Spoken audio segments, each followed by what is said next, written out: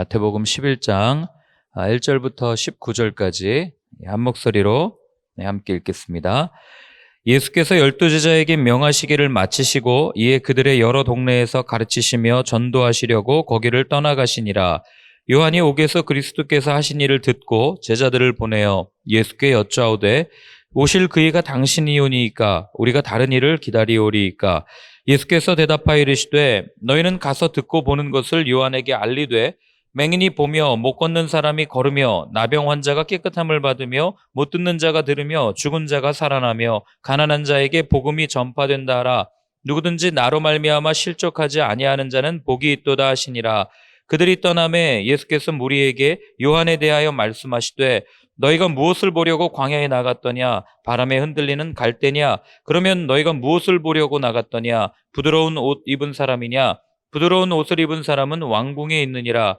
그러면 너희가 어찌하여 나갔더냐? 선지자를 보기 위함이었더냐? 옳다. 내가 너희에게 이르노니 선지자보다 더 나은 자니라. 기록된 바 보라 내가 내 사자를 내 앞에 보내노니 그가 내 길을 내 앞에 준비하리라 하신 것이 이 사람에 대한 말씀이니라. 내가 진실로 너희에게 말하노니 여자가 낳은 중에 세례 요한보다 큰 이가 일어남이 없도다. 그러나 천국에서는 극히 작은 자라도 그보다 크니라. 세례 요한의 때부터 지금까지 천국은 침노를 당하나니 침노하는 자는 빼앗느니라. 모든 선지자와 율법이 예언한 것은 요한까지니 만일 너희가 즐겨받을진대 오리라 한 엘리야가 곧 이 사람이니라. 귀 있는 자는 들을지어다. 이 세대를 무엇으로 비유할까? 비유하건대 아이들이 장터에 앉아 제 동물을 불러 이르되 우리가 너희를 향하여 피리를 불어도 너희가 춤추지 않고 우리가 슬피 울어도 너희가 가슴을 치지 아니하였다 함과 같도다. 요한이 와서 먹지도 않고 마시지도 아니하매 그들이 말하기를 귀신이 들렸다 하더니 인자는 와서 먹고 마심에 말하기를 보라 먹기를 탐하고 포도주를 즐기는 사람이요 세리와 죄인의 친구로다 하니 지혜는 그 행한 일로 인하여 옳다함을 얻느니라. 아멘. 우리가 그 신앙생활을 하면서 이렇게 많은 회의감이 들 때가 있어요. 그때가 언제냐면 처음에 이제 예수님을 믿고 은혜를 받아가지고 뭐 기도할 때마다 하나님께서 내게 주시는 응답들이 눈에 보이는 거예요. 얼마나 좋습니까? 그런데 거기까지는 딱 좋은데 내게 들려주시는 그분의 음성, 내게 보여주시는 그분의 응답이 나의 기대와 나의 뜻과는 좀 다른 응답일 때 우리는 당황하거나 굉장히 왜 이러시지? 왜 이런 응답을 내게 주실까 하는 마음을 들 때가 있다는 거예요. 나는 이걸 원하는데 하나님께서는 이걸 주실 때 참 많이 속상함을 경험할 때가 있죠. 그럴 때 여러분들은 어떻게 하십니까? 그렇게 금식하고 그렇게 기도하면서 하나님께서 하나님 나 이거 좀 주세요 라고 했는데 이게 아닌 이거를 주실 때 그럼 그 마음의 상함은 뭐 어떻게 말로 표현할 수가 없는 거죠. 그 기대감이 무너졌기 때문에. 오늘 본문에도 보면은요, 이런 마음을 품은 한 사람이 소개가 됩니다. 자, 우리 1절과 6절을, 1절부터 6절까지요. 같이 한번 읽겠습니다. 예수께서 12제자에게 명하시기를 마치시고 이에 그들의 여러 동네에서 가르치시며 전도하시려고 거기를 떠나가시니라. 요한이 옥에서 그리스도께 하신 일을 듣고 제자들을 보내어 예수께 여짜오되 오실 그이가 당신이오니이까 우리가 다른 일을 기다리오리이까. 예수께서 대답하여 이르시되 너희가 가서 듣고 보는 것을 요한에게 알리되 맹인이 보며 못 걷는 사람이 걸으며 나병 환자가 깨끗함을 받으며 못 듣는 자가 들으며 죽은 자가 살아나며 가난한 자에게 복음이 전파된다 하라. 누구든지 나로 말미암아 실족하지 아니하는 자는 복이 있도다 하시니라. 아멘. 자, 예수님의 제자들은 이제 예수님께서 말씀하신 제자 파송 설교라고 우리 10장을 나누지 않았습니까? 그걸 들은 제자들은 이제 떠났어요. 그때 예수님께 누가 나오냐면 세례 요한의 제자들이 나옵니다. 나와서 묻는 말이 오늘 거기 있는 것처럼 뭐라고 얘기해요? 선생님, 오실 그분이 당신입니까? 아니면 우리가 다른 사람을 기다려야 됩니까? 이거를 선생님께서 물어보라고 하셨습니다. 라고 전달해 준 거예요. 그러니까 지금 이 질문은 누가 하고 있는 거냐면 세례 요한이 감옥에서 이렇게 감옥에 갇혔으니 마음이 얼마나 좀 황량하겠어요. 지금까지 내가 하나님의 일을 한다고 여기까지 왔는데 내가 감옥에 갇혔네 하는 그 마음. 그런데 메시아라고 하는 그분은 하나님의 일을 하시는데 그럼 하나님의 일을 하는 내가 감옥에 갇혔으니 좀 나를 좀 해방시켜 주던가 아니면 로마로부터 좀 독립시켜 주던가 아니면 이 악한 헤롯 정권을 좀 물리쳐 주던가 하는 그런 일들을 하셔야 정상인데 그게 메시아거든요. 유대인들이 꿈꿔왔던. 그런데 예수님은 그런 행동을 하나도 하지 않으시는 거예요. 그러니까 와서 묻는 거죠. 당신이 정말 그분 맞습니까? 이걸 묻는 거예요. 더 쉽게 말하면 자신이 바라던 메시아의 모습, 자신이 꿈꿔왔던 그리스도의 모습과 예수님의 모습이 지금 달라도 너무 다른 거죠. 그러니 묻는 게, 예수님 정말 당신이 그분이 맞습니까? 맞다면 어떻게 내가 이렇게 감옥에 갇혀 있는데 이렇게 가만히 있을 수 있습니까? 어떻게 세상이 이렇게 불의한데 가만히 있을 수 있습니까? 세상에 이렇게 하나님의 뜻을 내가 그토록 외쳐왔는데 이젠 좀 이루어 주실 때가 되지 않았습니까? 그런 마음을 가지고 얘기를 한 거죠. 그러나 여러분, 성경 전체를 통해서 우리는 알게 되지 않습니까? 하나님께서 분명하게 말씀하시죠. 내 길은 너희의 길과 다르다. 이거를 성경을 통해서 계속해서 말씀해 주시는 거예요. 그래서 여러분, 우리가 조금 신앙생활을 하다 보면 어디서 갈등을 겪냐면 하나님의 주권과 나의 자유의지 사이에 갈등을 겪어요. 토기장의 비유를 우리는 수없이 듣습니다. 로마서를 통해서도 듣고 이사야를 통해서도 들어요. 그러면서 우리는 질문합니다. 아니, 왜 하나님의 뜻대로만 하는 거야? 왜 나에게 자유의지를 주셔가지고, 왜 선악과를 따먹게 만들고, 왜 이런 죄가 우리 가운데 들어오겠습니까? 그러나 하나님은 그때마다 말씀하시는 거죠. 나의 길은 너희들의 길과 다르다. 이런 일이 세례 요한 때만 일어난 게 아니에요. 예레미야 때도 여러분 한번 보세요. 많은 사람들은 어떤 메시지를 원했을까요? 그리고 예레미야는 정작 어떤 메시지를 전하고 싶었을까요? 바벨론에 대항하십시오. 바벨론과 싸워야 됩니다. 목숨 걸고 싸워야 됩니다. 하나님께서 우리를 지켜주실 겁니다. 하나님께서 우리에게 기적을 베풀어 주시고, 히스기야 왕 때처럼, 요시야 왕 때처럼 하나님께서 우리를 적대하는, 하나님을 모르는 저 이방인들을 물리쳐 주실 겁니다. 이런 메시지를 전하는 게 정상이었다고요. 그런데 하나님께서는 주시는 마음은 바벨론에 항복해라. 안 그러면 죽는다. 그러니 여러분, 그 안에 있는 예레미야의 그 심적 갈등이 얼마나 컸을지 한번 생각해 보십시오. 그리고 예레미야의 메시지를 듣는 그 왕궁에 있던 많은 사람들은 얼마나 예레미야가 정말 꼴도 보기 싫었을까. 그럼에도 불구하고 하나님은 전하라. 항복하면, 예레미야 말대로 항복하면 하나님의 백성으로서 사는 길을 포기해야 될지도 모르는 이런 상황에 말도 안 되는 소리 하지 마십시오 라고 이야기하는 그들의 모습들을 보게 되는 거죠. 그러나 하나님은 그때마다 분명하게 말씀하세요. 내 뜻과 너희들의 뜻은 다르다. 이런 방법을 보고요, 우리는 하나님을 굉장히 폭력적인 분이다라고 생각하실 수가 있어요. 아니, 하나님은 이렇게 일방적이셔? 모든 걸 내 뜻과는 상관없이 그렇게 자기의 뜻대로만 그렇게 고집하는 분이셔? 라고 생각할 수 있어요. 그러나 여러분, 예레미야를 봐도 그렇고 이 세례 요한의 이야기를 들어도 그렇고 우리가 주목해야 될 건 뭐냐면, 하나님께서는 그런 심판을 말씀하시는 동시에 피할 길을 만들고 계셨고, 그리고 이미 피할 길을 만들어 놓으셨다는 거예요. 그런 분이 어떻게 폭력적이라고 이야기할 수 있어요? 자신들이 한 행동은 하나도 생각하지 않고. 하나님은 어떤 몽롱한 특별한 상황을 만들어 놓고 이렇게 기적을 베푸신다기보다는 그들이 살고 있는 일상, 현실 속에서 그 일어나는 일들을 통해서 자신의 뜻을 알려주실 때가 많이 있다는 겁니다. 오늘도 보세요.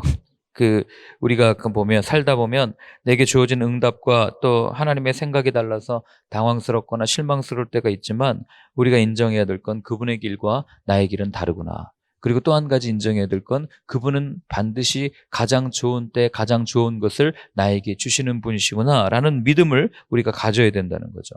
그리고 그분의 응답은, 여러분, 우리가 매일 살아가는 우리의 삶 속에, 일상 속에, 그리고 우리가 걸어가는 그런 우리의 매일 걷는 그 길 속에 답이 있다는 거예요. 오늘도 보세요. 예수님께서 뭐라 그럽니까? 당신이 정말 그분이 맞습니까? 라고 묻는 세례 요한에게 하시는 말씀이, 그냥 가서 전해줘라. 뭘요? 일상을 좀 전해줘라. 내가 어떻게 살고 있는지를 전해줘라. 병든 자가 낫고, 그 다음에 이런 어려운 일들이 풀린다.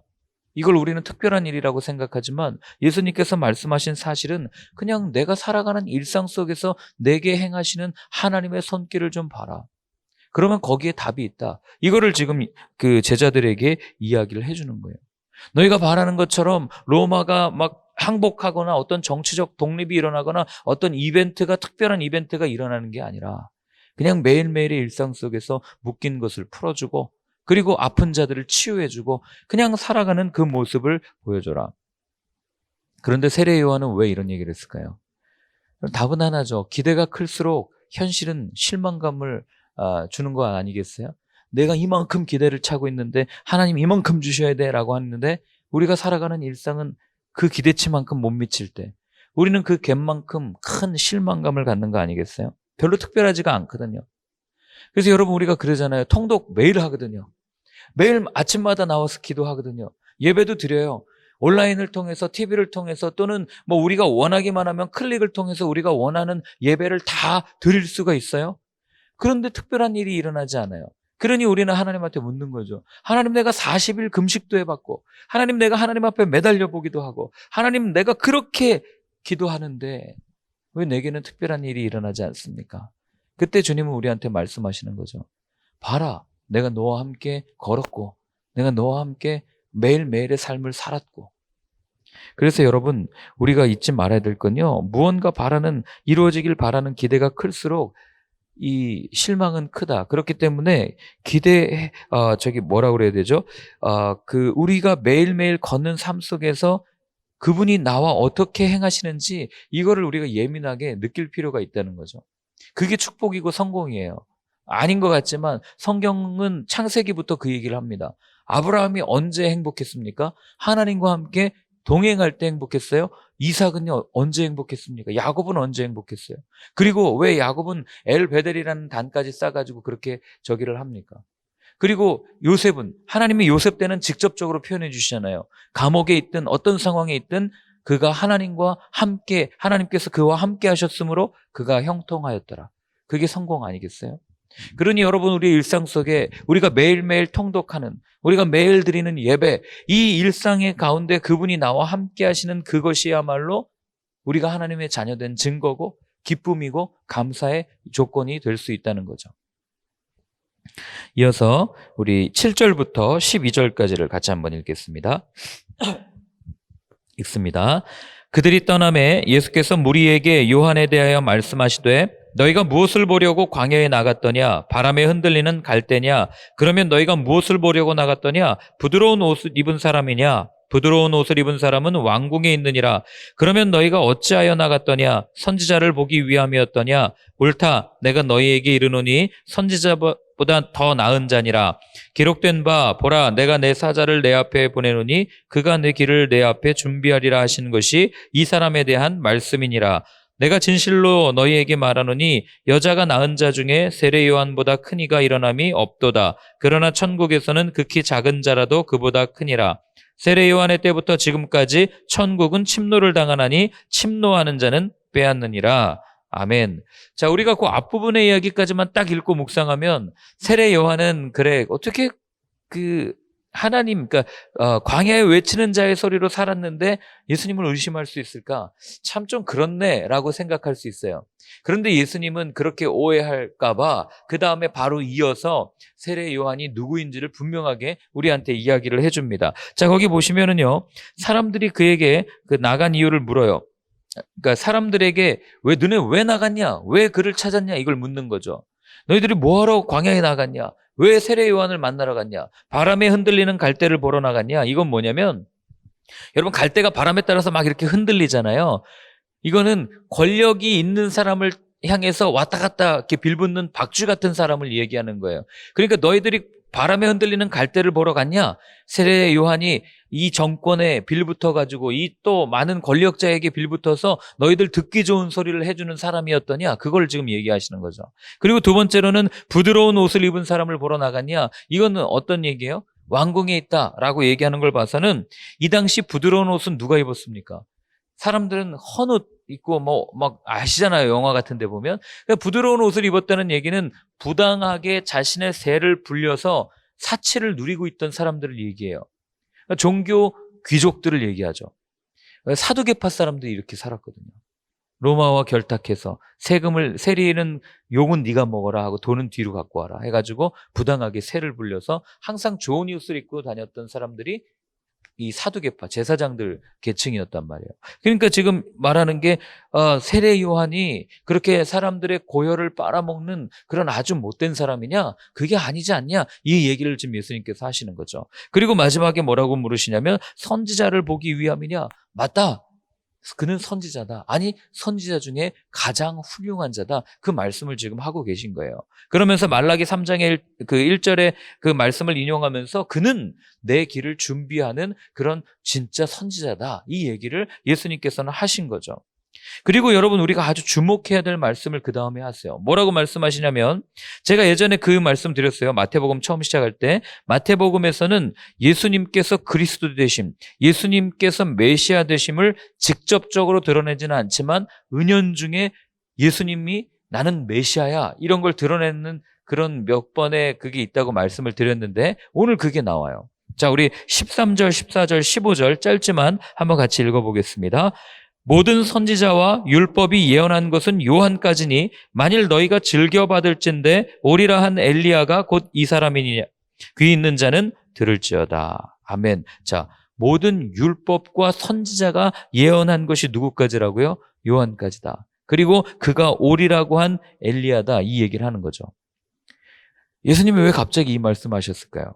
앞에서는 말라기 3장 1절의 말씀을 인용했습니다. 그리고 뒤에는 뭐를 인용한 거냐면 말라기서 4장에 있는 말씀을 인용한 거예요. 한번 찾아보시겠어요? 말라기서 4장 5절과 6절입니다. 구약성경 제일 마지막 책 말라기서 4장 5절과 6절이에요.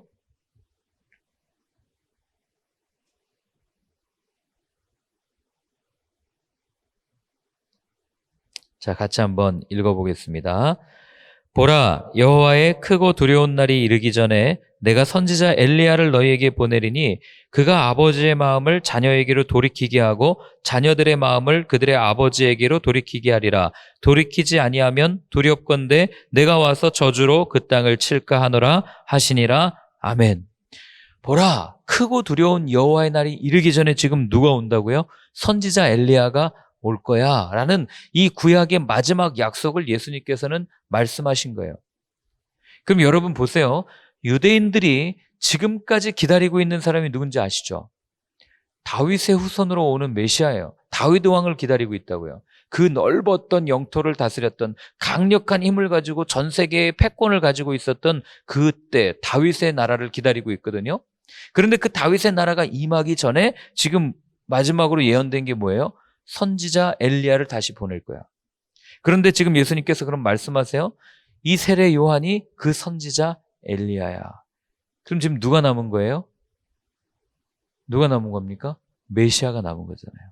그러니까 예수님께서는 지금 세례 요한이 누군지를 분명하게 말씀하시면서 지금 내 자신이 스스로가 누구라고 말씀하고 있는 거예요? 내가 메시아야. 그 이야기를 하고 있는 겁니다. 예수님께서는 여전히 갈등과 대립과 아픔 속에서 메시아를 기다리고 있는 그들 가운데 세례 요한은 사람들이 인정했거든요. 그 사람은 정말 선지자야라는 걸 인정했기 때문에 예수님이 세례 요한의 이야기를 하면서 동시에 내가 너희들이 기다리고 있던 메시아야, 이거를 은연중에 드러내고 있는 거예요. 그러니 여러분, 그 다음에 하시는 말씀이 뭐예요? 귀 있는 자는 들을지어다, 이 말씀하시는 거죠. 재밌지 않습니까? 예수님께서 그냥 대놓고 나 메시아야, 내 앞에 와서 무릎 꿇어, 이러면 얼마나 좋아. 그냥 딱 바로 누구한테 말하지 않아도 사람들이 다 알 거 아니에요. 그런데 예수님 그렇게 하지 않으시고 이렇게 자기 자신을 드러내신단 말이죠. 자, 16절부터 19절까지를 읽겠습니다. 이 세대를 무엇으로 비유할까? 비유하건대 아이들이 장터에 앉아 제 동물을 불러 이르되 우리가 너희를 향하여 피리를 불어도 너희가 춤추지 않고 우리가 슬피 울어도 너희가 가슴을 치지 아니하였다함과 같도다.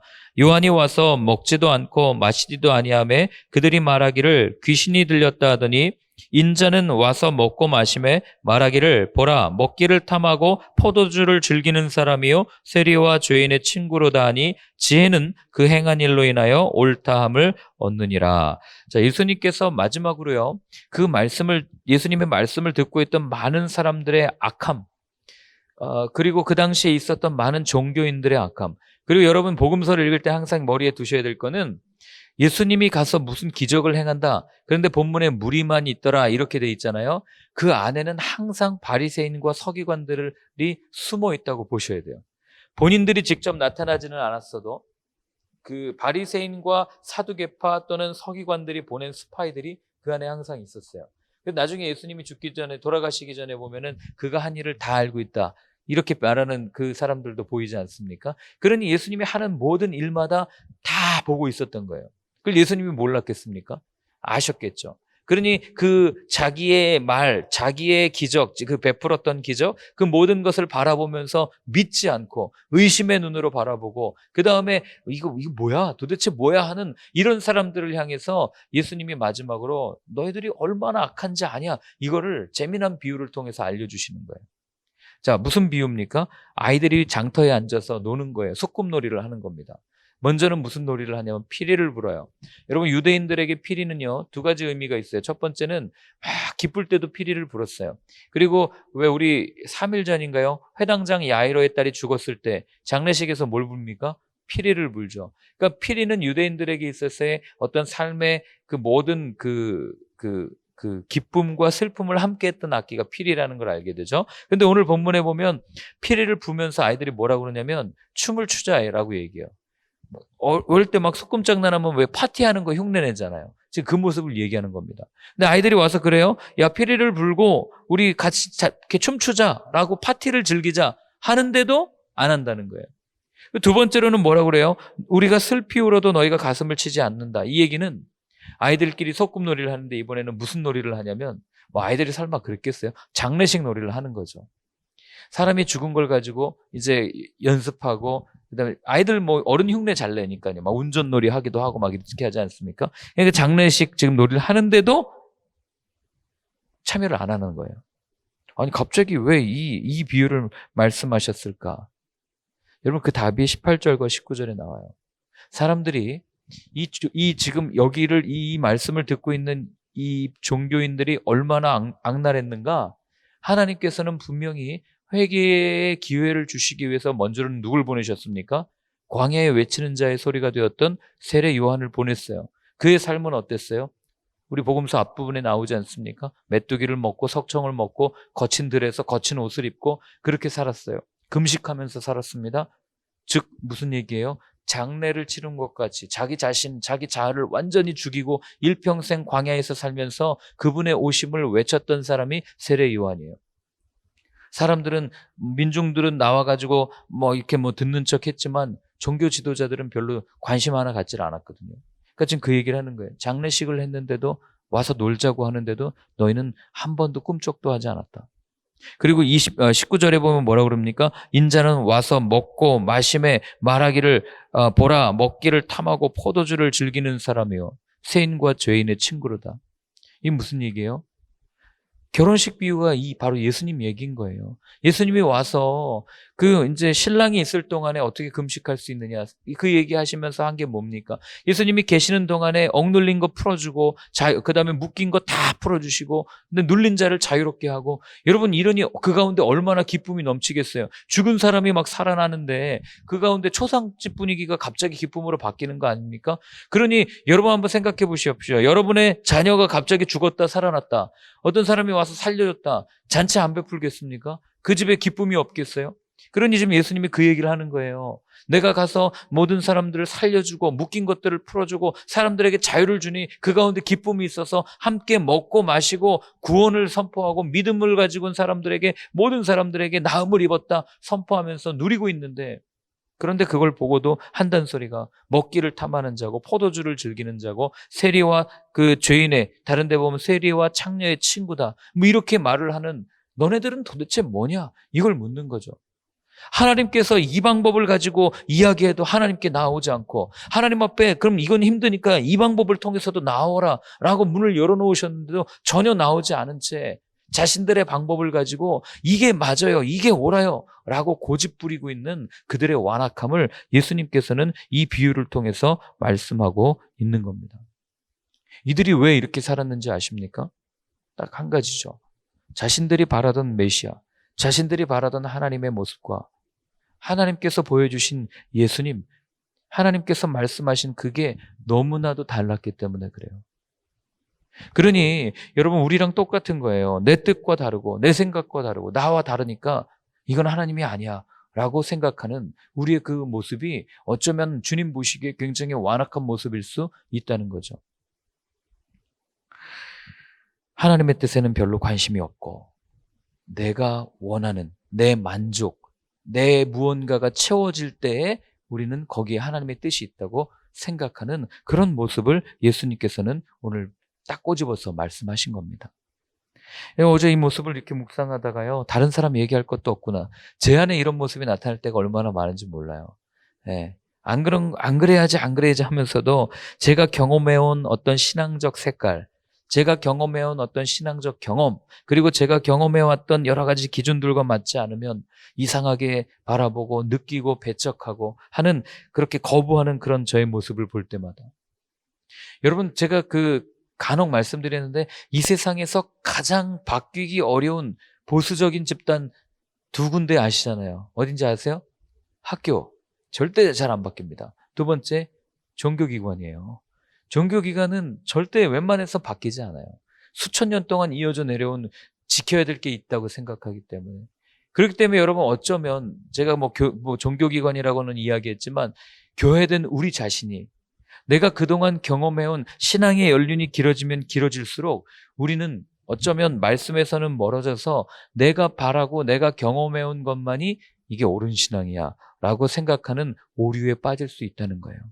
그렇기 때문에 여러분, 우리가 눈을 크게 뜨고 하나님께서 어떤 일을 행하시는지를 보셔야 되고, 두 번째로는 이 말씀, 하나님이 이미 다 완성된 계시를 우리에게 주신 거 아닙니까? 이 말씀을 근거로 이게 정말 하나님의 뜻이냐, 아니면 이게 정말 사단의 유혹이냐, 이걸 분별하실 수 있어야 되는 거죠.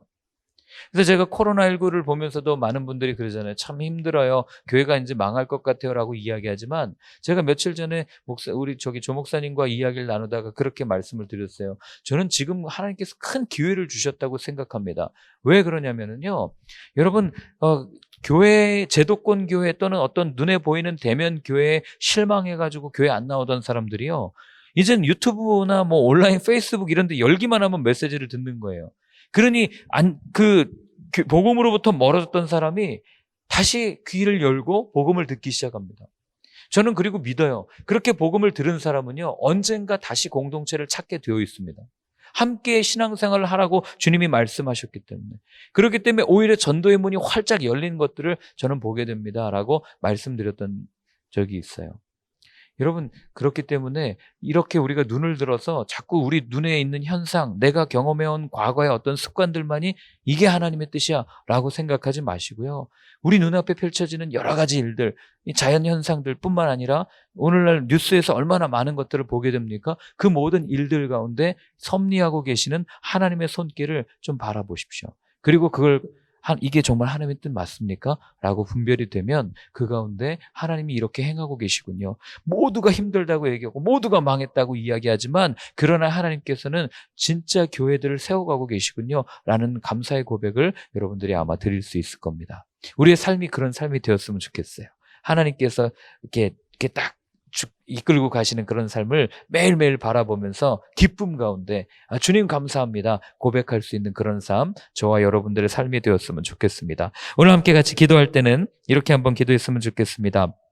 하나님, 먼저는 하나님의 뜻을 분명히 알게 하여 주옵소서. 그리고 그 뜻이 내게 분명히 분별되어졌을 때, 그 말씀이 내 앞에 분명하게 떨어졌을 때, 그 뜻이 내 뜻과 같지 않다 하더라도 그 말씀에 순종할 수 있는 그 작은 믿음을 내게 허락하여 주옵소서. 우리 한번 같이 기도하겠습니다. 하나님 아버지, 오늘도 말씀하여 주십니다.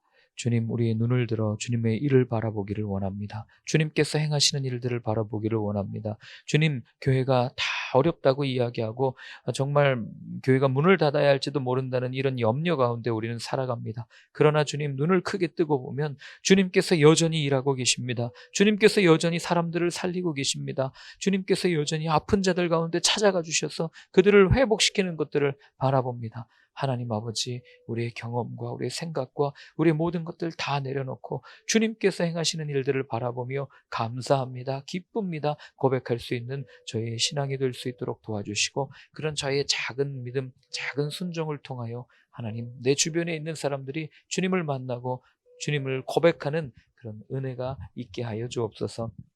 하나님 아버지, 오늘도 눈을 들어 주님의 일을 바라보기를 원합니다. 내 생각에 갇혀 우물한 개구리가 되지 않게 도와주시고 주님께서 행하시는 그 일들을 바라보며 기쁨으로 순종하며 따라가는 저희 모두가 될 수 있도록 주님 도와주시옵소서. 이제는 우리 주 예수 그리스도의 크신 은혜와 하나님 아버지의 사랑과 성령의 인도하심이 주님의 행하심을 바라보며 기쁨으로 따라가겠다고 결단하는 모든 분들 머리 위에 이제로부터 영원까지는 함께하여 주옵시기를 간절히 축원하옵나이다. 아멘.